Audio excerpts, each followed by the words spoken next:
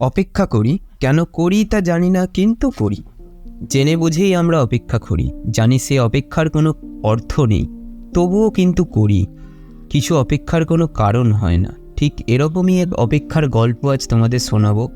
চৈত্রী অডিওতে তোমাদের সঙ্গে আমি মিন্ময় রয়েছি।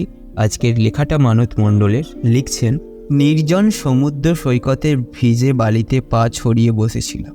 সমুদ্র স্রোতের বলা নানা গল্প শুনছি। গোয়াতে না আসলে সমুদ্রকে একা ঠিক পাওয়া যায় না।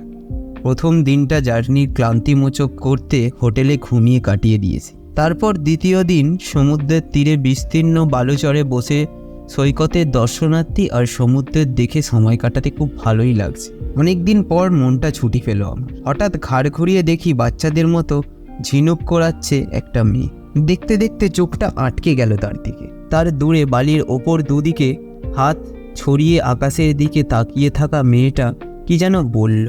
খুব চেনা চেনা লাগছে।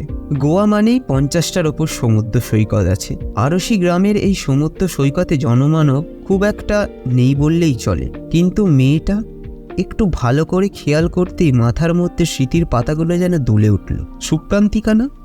কিন্তু ও এখানে কি করছে একা এভাবে, এই ভঙ্গিতে কেন? ও কি একাই এসেছে তাহলে? একরাশ প্রশ্নের ঢল নামলো মাথায়।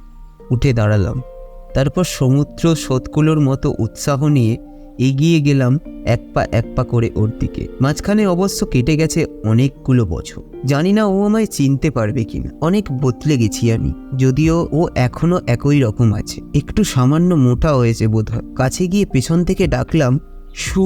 মুক্ত ধনুর মতো সোজা হয়ে দাঁড়ালো ওই মেয়েটি। সোজাসুজি তাকালো আমার চোখে। পরিষ্কার যেন মেয়েটির চোখে অবিশ্বাস আর বিস্ময়ের রেখাটা দেখতে পেলাম। সাথে মনে হলো অভিমানী চোখের জল। মেয়েটি সহজ ভঙ্গিতে স্বাভাবিকভাবে উত্তর দিল, দেখুন, আপনার বোধহয় কোথাও ভুল হচ্ছে। আমি কোনো চপ্প কিছুই না। অবশ্যই আপনার গলা শুনে মনে হলো আপনি চেনা কাউকে খুঁজছেন, তার সাথে গুলিয়ে ফেলেছেন আমাকে। তবে আমি আপনাকে চিনি। আমি তো এখনো বিখ্যাত মানুষ। আপনার সাথে আলাপ হলে ভালোই হতো। এত দূরে একজন বাঙালি মানুষকে বন্ধু হিসাবে পেলে ভালোই হয়। কিন্তু বিশ্বাস করুন, এখানে আমি একা থাকতে এসেছি, তাই দয়া করে আপনি আমার সাথে কথা বলার চেষ্টাও করবেন না। স্পষ্ট একটি খোঁচা অনুভব করলো সুপ্রান্তিকা। ওহ সরি বলে উত্তরের অপেক্ষায় না করেই চলে আসলাম। আজও অভিমান কাটেনি ওর। দীর্ঘ 16 বছর উত্থান পতনের পরেও 16 বছরই পিছিয়ে গেল মনটা। সেদিন কালীপুজো ছিল। পাড়ার কালীপুজোর ভোগ প্রসাদ নিতে আসা একটি বুদ্ধিমতী অথচ শান্ত দীপ্ত চক্ষুর অধিকারিণী মেয়েটি নজর কেড়েছিল প্রসাদ বিলি করতে থাকা আমার। তখন বিয়ের প্রথম বর্ষের ছাত্র আমি। মেয়েটি খালি হাতে এসেছিল প্রতিমা দর্শন করতে।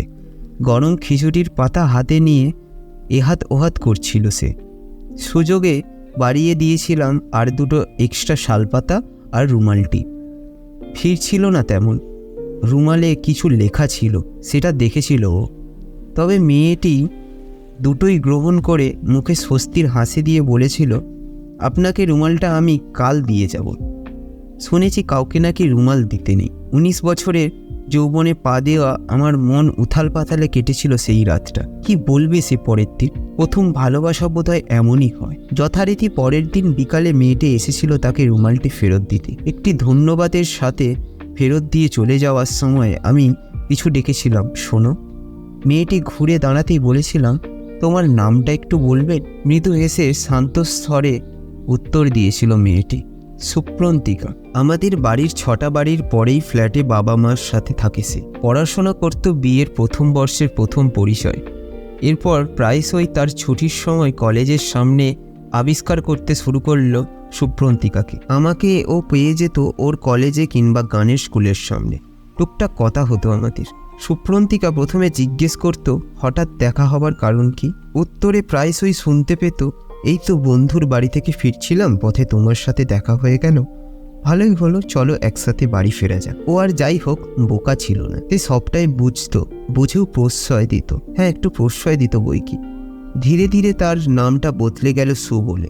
সু বলে ডাকতে শুরু করলাম আমি তাকে। কত সুন্দর সেই দিনগুলো ছিল। এইভাবেই 2.5 বছর কেটে গেল হেসে খেলে আনন্দ করে। শেষে একটা দুঃসংবাদ নিয়ে এলো সে। বাড়ি থেকে ওর বিয়ে ঠিক করতে চাইলো। কোনো পছন্দ থাকলে সে নির্দ্বিধায় জানাতে পারে তার বাবা মাকে, বলেছিল সুপ্রন্তিকার বাবা মা। ও বাড়িতে জানানোর আগে আমার মতামত জানা জরুরি মনে করেছিল, তাই ছুটে এসেছিল আমাদের বাড়িতে। আমি তখন বেকার যুবক, বাবা আমাকে বকা দিয়েছিল। গরিব হলেও আমার আত্মমর্যাদা থাকা উচিত, আর বউয়ের দায়িত্ব নেবার আগে যোগ্যতা ছাড়া একটা মেয়ের সাথে প্রেম করা উচিত হয়নি আমার। ও কেমন যেন ঠোঁট কাটা হয়ে গিয়েছিল। আমি বাবা মায়ের একমাত্র মেয়ে, আমার সব কিছুই তো ওর। বাবার ব্যবসা, ও যোগ দিলেই আর বেকার থাকবে না। মা দুম করে তখন বলে বসলেন, বুঝেছি, আমার ছেলের মাথাটা তুমিই চিবিয়েছ। এখন বুঝতে পারছি ওর রেজাল্ট খারাপ হওয়ার কারণ তুমি। তোমার তো দেখি অহংকার মাটিতে পা পড়ে না। তোমাকে যেন আমি এই বাড়ি বা মানবের আশেপাশে না দেখি। যাও এখান থেকে তুমি। একটাও কথা আর বলেনি সেদিন সুপ্রন্তিকা, এক ফোঁটা চোখের জলও ফেলেনি। শক্ত মুখে চলে গেল বাড়ি থেকে বেরিয়ে। আমার সাথে আর দেখা করেনি। আমাদের মিউচুয়াল ফ্রেন্ড প্রিয়াকে দিয়ে অনেকবার শেষবারের মতো দেখা করার প্রস্তাব পাঠিয়েছিলাম আমি, কিন্তু কোনো উত্তর পাইনি ওর কাছ থেকে। পরে শুনেছিলাম বিয়ে হয়ে গেছে ওর কোনো প্রবাসী বাঙালির সাথে। অবাক কাণ্ড, কাকতালীয়ভাবে জানি ভাইয়ের গেস্ট হাউসেই উঠেছিল। জানি ভাই আমার ভালো বন্ধু, ডিনার টেবিলে ওর সাথে আলাপ করিয়ে দিল। তবে অচেনা মানুষের মতোই ও ব্যবহারটা করে গেল। আমি শুনেছিলাম ওর একটা বনেদি রক্ষণশীল পরিবারে বিয়ে হয়েছিল, কিন্তু মাথায় এক বিন্দু সিঁদুর নেই, গায়ে শাঁকাপলা দূরে থাক, একটা গহনাও নেই। এস রায় মানে সুপ্রন্তিকা রায় আছে। ও জন ভাইয়ের সাথে কথা বলে জানতে পারলাম ও সিঙ্গেল, ইংরেজি প্রফেসর, মুম্বাই। বুঝতে পারলাম বিয়েটা ভেঙে গেছে ওর। সুপ্রন্তিকা একা একা সমুদ্রের পাড়ে বসে আছে। আমি ওর পাশে গিয়ে বসলাম। ও কিছু বলল না। আমি বললাম, আপনার ব্লগ পড়লাম, আপনি একটা উপন্যাস লিখতে চাইছেন।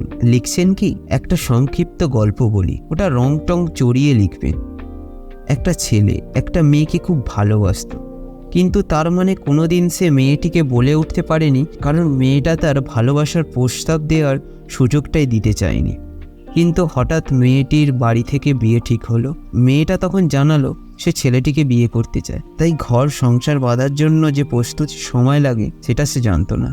বিয়েটা তো আর মুখের কথা নয়। মেয়েটা তার বাবা মায়ের কথায় অভিমান করে ছেলেটির সাথে কোনো কথা না বলেই চলে যায়। অথচ ছেলেটির বাবা মা মেয়েটির বাড়িতে গিয়ে কথা বলেছিল তার বাবা মার সঙ্গে, কিন্তু মেয়েটির বিয়ে হয়ে যায়। ছেলেটি আজ সফল হয়েছে, কিন্তু এখনও সে একা।